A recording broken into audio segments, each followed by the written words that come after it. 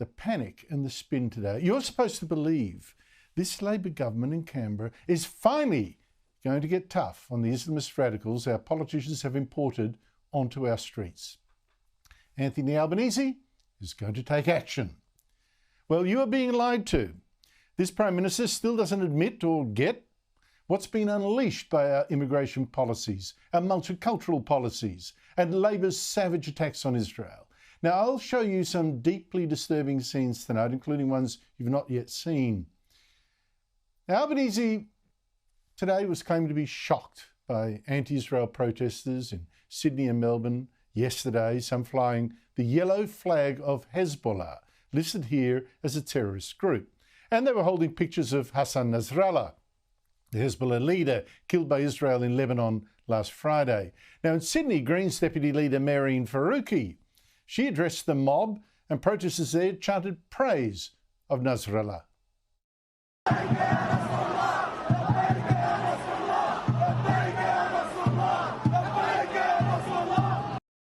In fact, some of the protesters in the Melbourne rally reportedly called for Jews to be killed. Certainly, some chanted a war cry in Arabic, first made popular by another Islamist terrorist group, Hamas.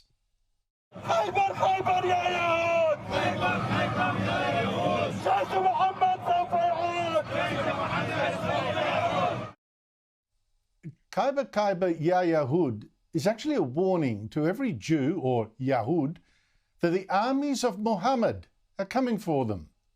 Kaiba is where an Islamic army slaughtered Jews. But to all this, the Prime Minister today just tut-tutted. The protesters should just mind their manners. We do not want people to bring radical ideologies and conflict here. Can you believe this guy? Don't bring your old hates here, says this Prime Minister, whose government just issued 3,000 tourism visas to Palestinians from terrorist-run Gaza, without even an interview. Now, some of the protesters yesterday, many chanting in Arabic, they were likely brought in too, or their families were brought here by politicians who didn't care either how that might change our culture. And now the results, you see them. People openly supporting a terrorist group in front of police yesterday who didn't arrest a single one.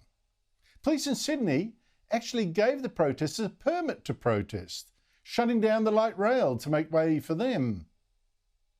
But, as I said today, the government, we're going to get tough. The federal police might even charge people. Immigration Minister Tony Burke, though, didn't even call a press conference denouncing these protesters. Didn't dare.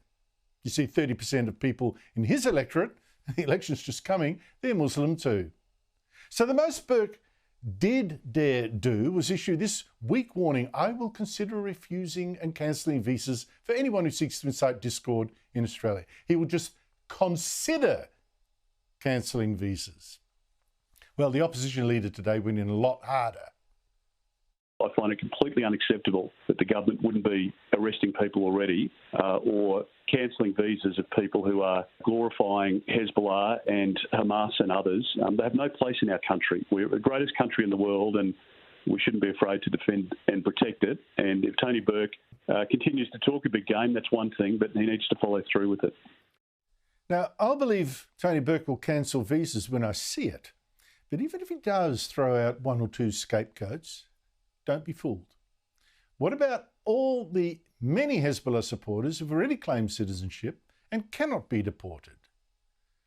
What about people at Sydney's Masjid Ar-Rahman, a mosque in Kingsgrove, who have been mourning the deaths of Hezbollah fighters like these for many months already, without any protest from this government, and yesterday held a packed service for the Hezbollah leader himself, whose terrorists have killed Americans, Jews, Christians, a terrorist boss that mosque officials actually praise as a righteous martyr, a master of the resistance, crying yesterday at his death.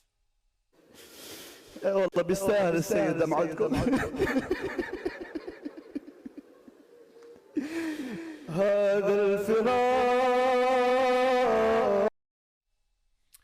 fact, at least 3 Sydney mosques are holding vigils to mourn the Hezbollah leader. 3. Is Tony Burke going to throw some of those guys out of the country as well? Is he going to slam the door on immigration from the Middle East until we assimilate better the people already here? Or will Labor keep pandering to the Muslim vote? You know, you can bank on Labor doing next to absolutely nothing, like they have for 40 years now. The Liberals haven't been that much better, but Labor, for 40 years, from the time that the Hawke Labor government refused to throw out Sheikh Taj al-Din al-Hilali, the Egyptian radical who became Australia's mufti, who also backed Hezbollah. He did. And he backed Nasrallah, the Hezbollah leader, backed jihad, and called the September 11 al-Qaeda attacks on the US God's work against oppressors. The SBS censored that video. I got that story out. The Hawke government let that man stay in Australia to win over Muslim votes. Paul Keating was part of that, which let this guy preach his crazy contempt for this country for decades. Australia is no longer Anglo-Saxon. We've been in Australia longer than them. Islam is deep-rooted in the Australian soil. Islam was here before the English fleet. Labor can't now pretend to be shocked to see what decades of this kind of immigration, this kind of multiculturalist pandering has now brought us. Especially not when Labor is now busily demonising Israel to win over Muslim and Green voters, feeding the fury that we saw yesterday. So Labor under Anthony Albanese, I tip, will be big talk, little action, because Muslim radicals here have gone from being too few to worry about to too many for politicians of the left to confront. In fact, the radicals now have media cover as well. Politicians in our federal parliament giving political cover, the Greens and Senator Fatima Payman, and there's the ABC as well.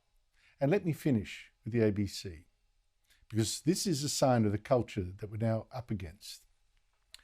The ABC advertises diversity in the modern way by hiring a journalist from an Egyptian family from Qatar, who yesterday produced a report nearly 2 minutes long on the protests without once mentioning the Hezbollah flags, without once mentioning Hezbollah was in fact a terrorist group, without once explaining Hezbollah had fired more than 8,000 missiles and rockets into Israel in the past year, which might explain why Israel's now fighting back.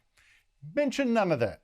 Instead, let people at that protest yesterday pay tribute to the terrorist leader.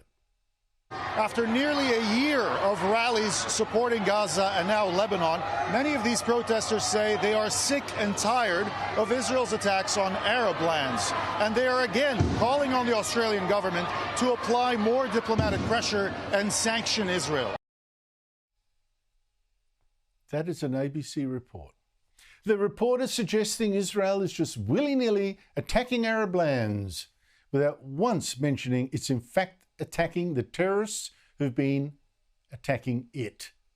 So will the Albanese government also crack down on the ABC for running what seems to me stuff ignoring Hezbollah being a terrorist organisation? As if there is something desperately sick about this government and no Jew now is safe here. I'm not so sure about the rest of us either.